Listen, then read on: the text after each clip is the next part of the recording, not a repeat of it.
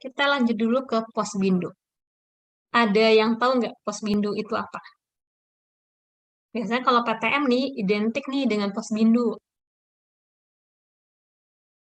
Ada yang udah pernah mendengar belum? Pos binaan terpadu. Ya, Bu. Oke, benar. Posbindu adalah pos binaan terpadu untuk PTM. Ini apa? Sejenis UKBM, upaya kesehatan berbasis masyarakat. Dengan kita berdayakan masyarakat, kita mengajak mereka bersama untuk berpartisipasi dalam upaya pencegahan penyakit tidak menular. Salah satunya melalui deteksi dini dan penyuluhan atau konseling.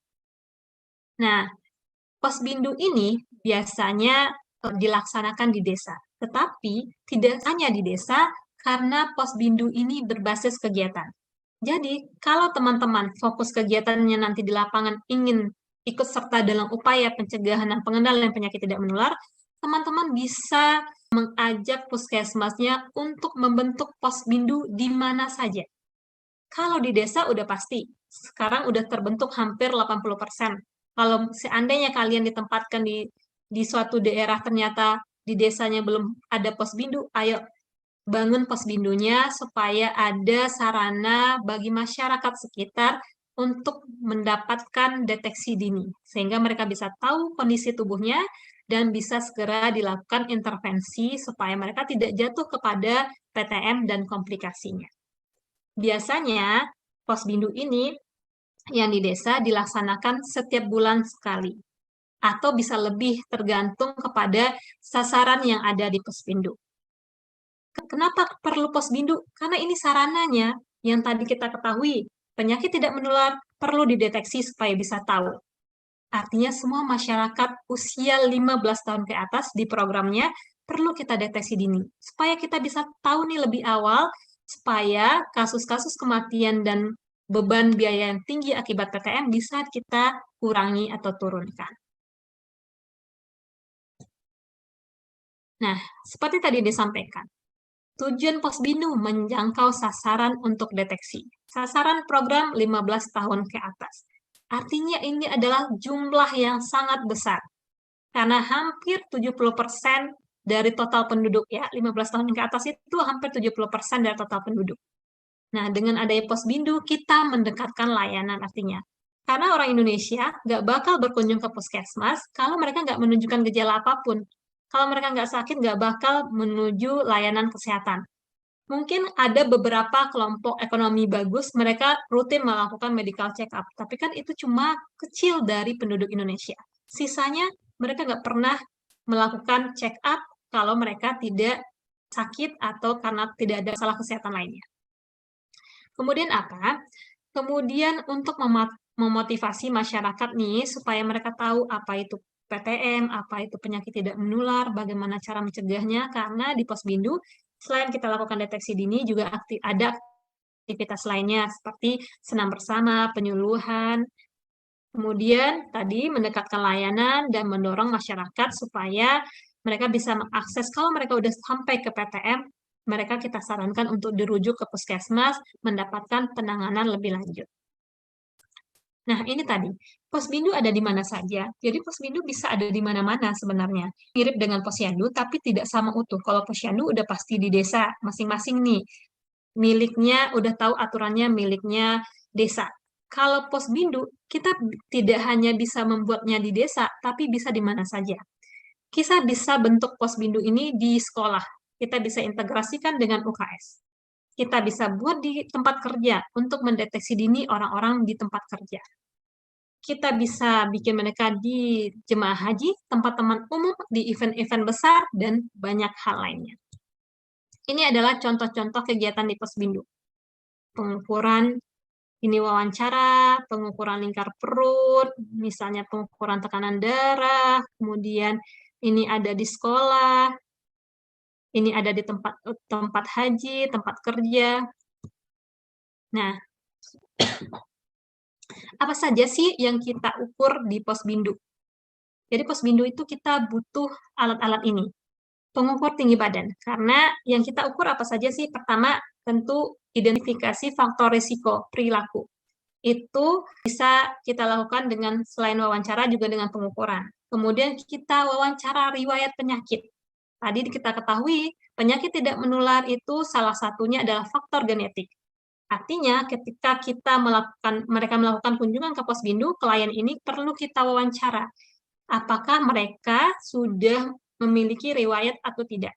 Itu ada form wawancaranya. Kemudian kita mengukur tinggi badan, berat badan. Untuk apa? Menghitung IMT. Kemudian kita mengukur lingkar perut. Kita mengukur tekanan darah dan gula darah. Ini adalah kegiatannya. Prinsip kerjanya itu adalah 5 tahapan. Atau 5 meja bisa, 5 tahapan bisa, 5 kegiatan bisa. Yang pertama tentu pendaftaran nih. Kita mencatatlah nomor di sana mereka klien kita bisa mendapat nomor antrian, kita catatlah ke dalam buku register namanya siapa, nicknya berapa. Kemudian kita lanjut nih ke tahap kedua, wawancara faktor risiko atau riwayat penyakit. Bisa ada 2 yang ditanyakan, riwayat penyakit keluarga dan riwayat penyakit sendiri. Kemudian di tahapan ketiga kita melakukan pengukuran tinggi badan, berat badan untuk mengukur IMT, lingkar perut. Kemudian jika ada inovasi di Posbindu bisa melakukan pengukuran tanjam penglihatan dan tanjam pendengaran. Kemudian ada pengukuran tekanan darah dan gula darah. Kalau Posbindunya punya sarana berlebih, mereka bisa melakukan inovasi dengan pengukuran kolesterol dan asam urat bisa jadi, kemudian bisa juga dengan pengukuran kesehatan jiwa melalui SRQ-20.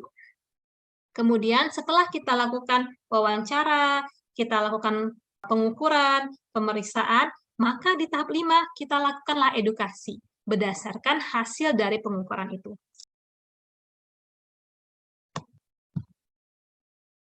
Nah, selain kita melakukan tahapan Posbindu tadi, juga bisa melakukan berbagai kegiatan lainnya di Posbindu. Kita bisa senam bersama sebelum dilakukan pelayanan di Posbindu, ada penyuluhan, atau demo masak makanan-makanan sehat, atau bersepeda. Itu bisa kita lakukan di Posbindu. Nah, teman-teman bisa lihat video ini, apa saja sih kegiatannya.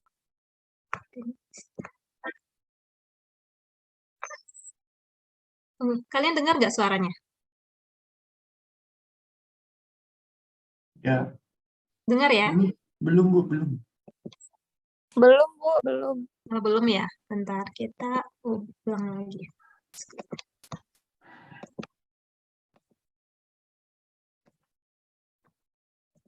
Tidak sehat. Penyakit tidak menular atau PTM adalah penyakit yang disebabkan oleh perilaku dan gaya hidup tidak sehat. Seseorang akan lebih mudah terkena PTM jika dia memiliki faktor risiko PTM. PTM memperburuk kondisi pasien COVID-19 dan meningkatkan risiko kematian. Oleh karena itu, deteksi dini faktor risiko PTM amat penting.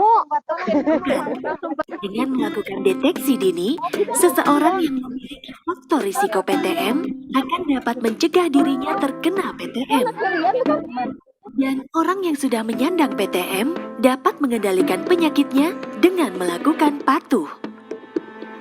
Deteksi dini faktor risiko PTM dilakukan di pos binaan terpadu atau Posbindu PTM dan fasilitas pelayanan kesehatan. Posbindu PTM dapat diselenggarakan oleh berbagai lembaga atau organisasi di mana masyarakat berkumpul dan beraktivitas secara rutin.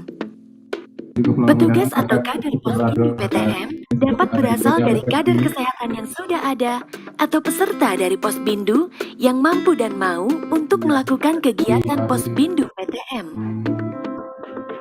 Kegiatan Posbindu membutuhkan peralatan dan perlengkapan sesuai tahapan pelaksanaannya, mulai dari saat pendaftaran, wawancara, pengukuran, pemeriksaan, hingga edukasi dan informasi. Di Posbindu PTM, selama menunggu pendaftaran dan mendapatkan pemeriksaan, dapat dilakukan kegiatan bersama seperti olahraga, demo masak sehat, dan penyuluhan atau edukasi kesehatan. Lalu peserta dapat langsung mengikuti deteksi dini PTM dengan mengikuti alur 5 meja. Meja 1, pendaftaran. Peserta melakukan pendaftaran dan kader memberikan nomor urut kepada peserta. Kader mencatat hasil pengisian lembar wawancara ke buku pencatatan.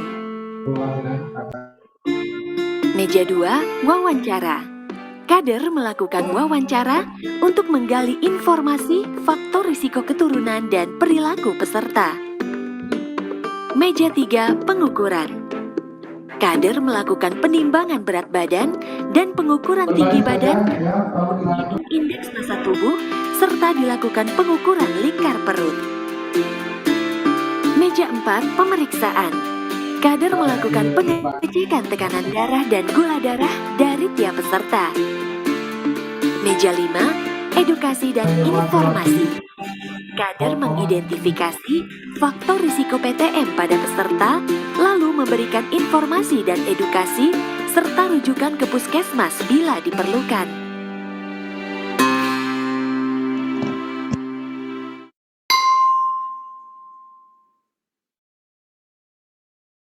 Nah, itu adalah video tentang pelaksanaan Posbindu.